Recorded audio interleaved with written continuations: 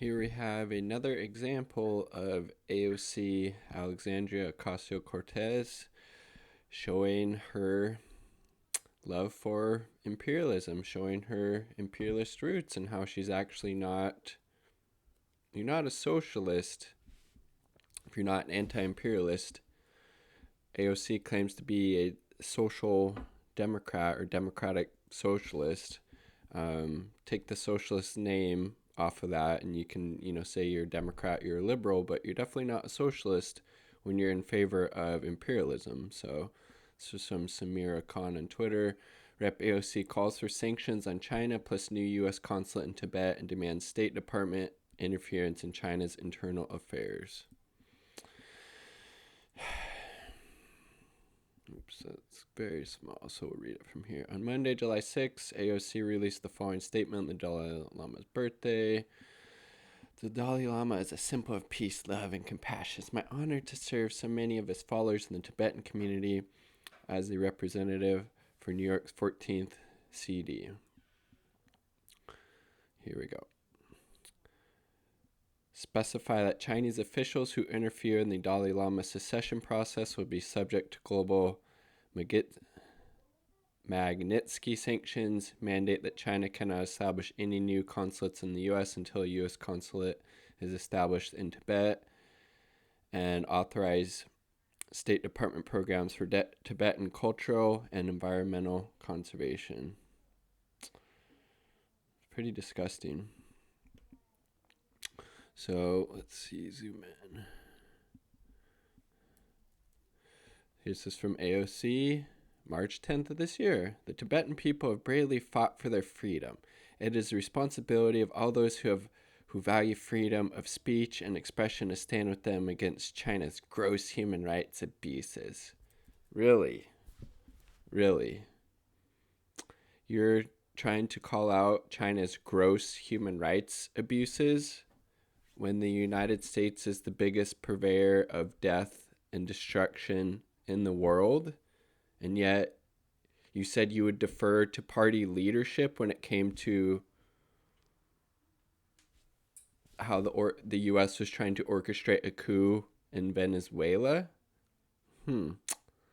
Pretty interesting there, AOC. Your imperialist roots are showing up quite strongly these days. The fraud squad, indeed. And let's just take a look at what life was like in Tibet before the Chinese overthrew the feudal system that operated there. Till 1959, when the Dalai Lama last presided over, this is from Michael Parenti, love him, I'll link it down below, over Tibet, most of the arable land was still organized into manorial estates worked by serfs. These estates were owned by two social groups, the rich secular landlords and the rich theocratic lamas. Even a writer sympathetic to the old order allows that a great deal of real estate belonged to the monasteries, and most of them amassed great riches. Much of the wealth was accumulated through active participation in trade, commerce, and money lending. Drepung Monastery was one of the biggest landowners in the world, with its 185 manors, 25,000 serfs, 300 great pastures, 16,000 herdsmen. The wealth of the monasteries rested in the hands of a small number of high-ranking lamas. Most of the ordinary monks lived modestly and had no direct access to great wealth. The Dalai Lama himself lived richly in the 1,000-room, 14-story Potala Palace. Secular leaders also did well. Young Tibetan boys were regularly taken from their peasant families and brought into the monasteries to be trained as monks. Once there, they were bonded for life. Tashi Tsoring, a monk, reported it was common for peasant children to be sexually mistreated in the monasteries. He himself was a victim of repeated rape beginning at the age of 9.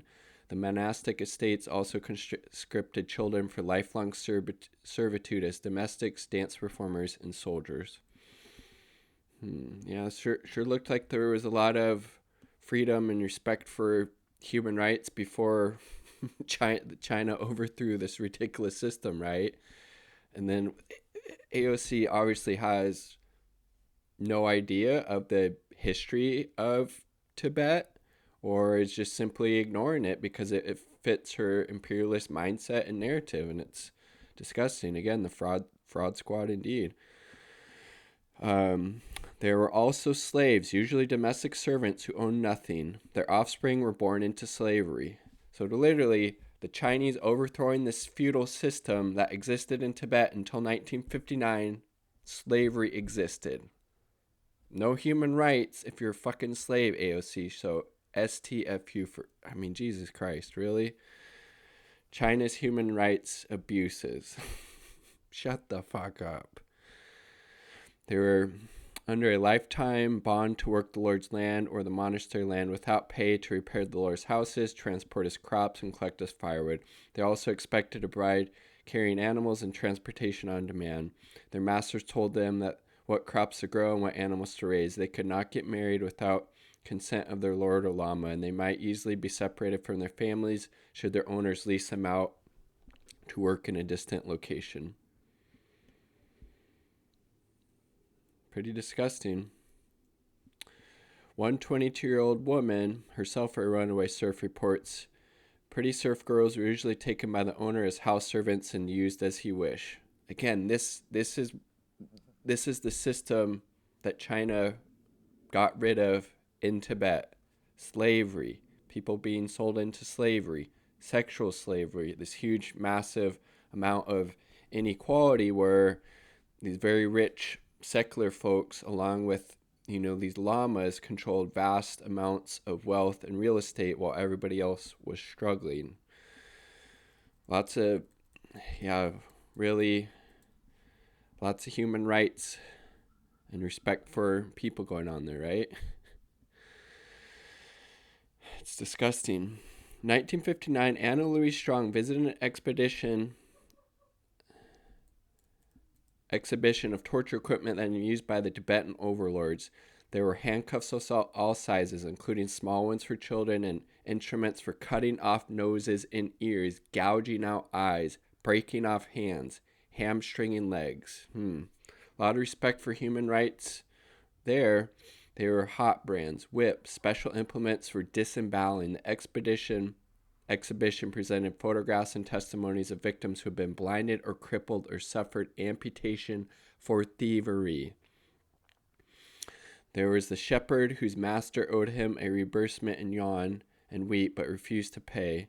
So he took one of the master's cows. For this he had his hand severed. There were pictures of communist activists with noses and upper lips cut off, and a woman who was raped and then had her nose sliced away. Yeah, a lot of respect for human rights in this Shangri-La that people like to portray Tibet as before the Chinese got rid of this disgusting, inhumane system. I mean, it's just disgusting. The great landowners and the priests exercise each in their own dominion a despotic power from which there is no appeal, while the people are oppressed by the most monstrous growth of monasticism and priestcraft.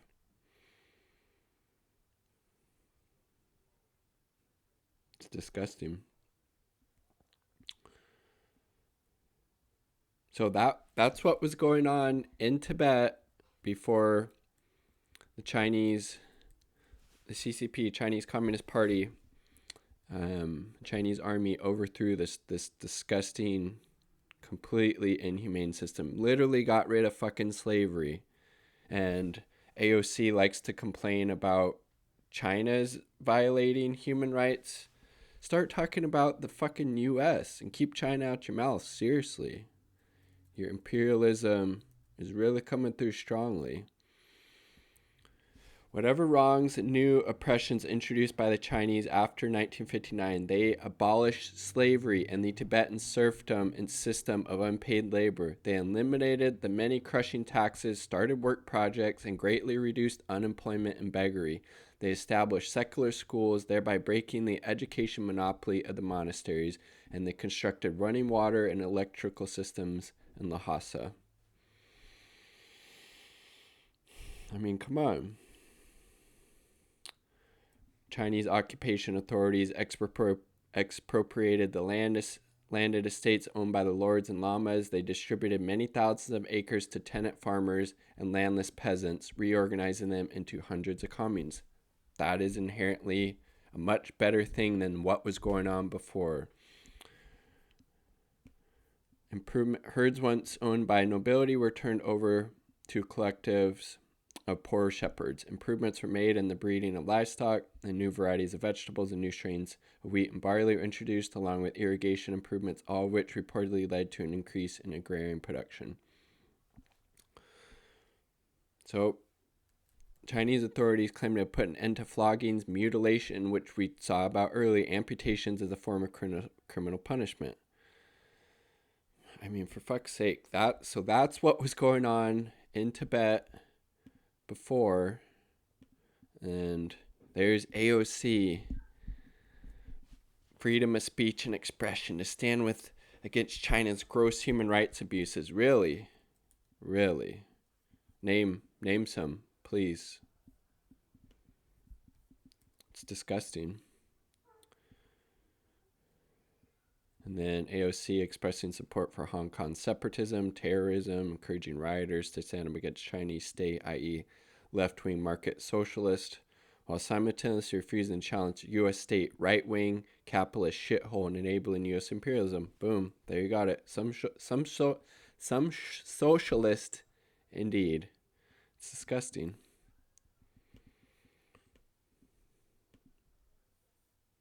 There you go. And then Dalai Lama Group says it got money from the CIA. This is from the paper of record, the New York Times.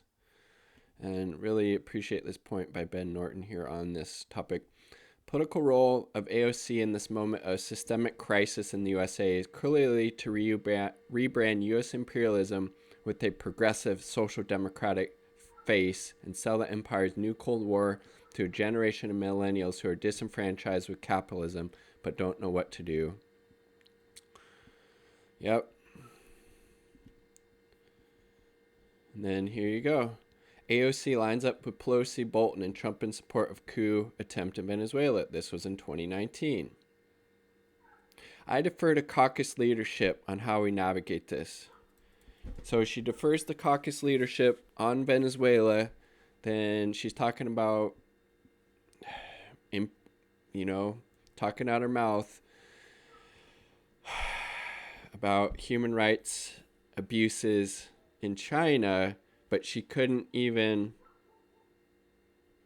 speak out about this disastrous coup, all these coup attempts the U.S. State Department was supporting along, with the CIA and these other regime change arms in Venezuela, and then just calling for more imperialism in China. It's disgusting.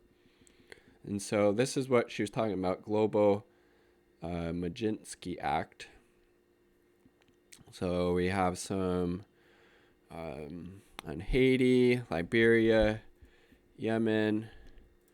Oh, but you know how it, and then I'll move it over here. Kyrgyz Republic, Russia, China. But guess what? There's none on Israel. Their massive human rights abuses towards the Palestinians, which live in the biggest open-air prison in the world. I don't see anything about Saudi Arabia. Interesting. So it only seems like these are being used against people and governments that aren't subservient to the U.S. empire. And AOC is going completely along with that because that goes along with her brand of imperialism. It's disgusting. So there you go. And yep, the CIA has indeed funded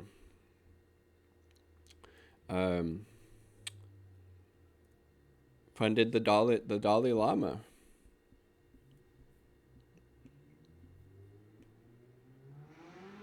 It's disgusting.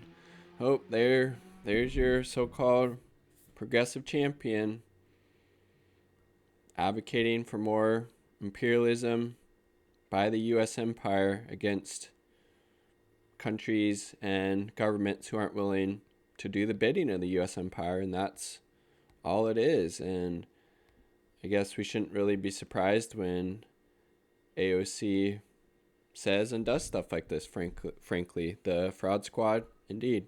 Peace. Much love.